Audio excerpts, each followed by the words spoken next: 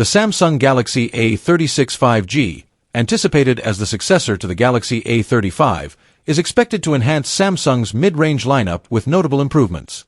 Leaked benchmarks suggest it will feature a processor codenamed Parrot, likely the Snapdragon 6 Gen 1 or 6 Gen 3, coupled with 6GB or 8GB of RAM, ensuring robust performance for everyday tasks.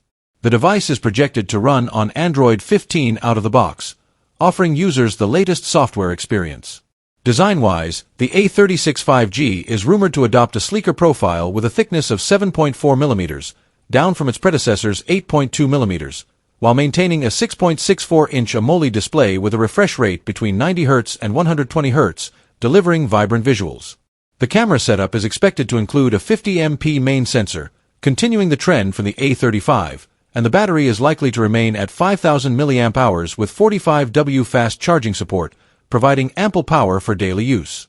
The official launch is anticipated in the first quarter of 2025, positioning the Galaxy A36 5G as a compelling choice for consumers seeking a balance between performance and affordability in the mid-range smartphone market.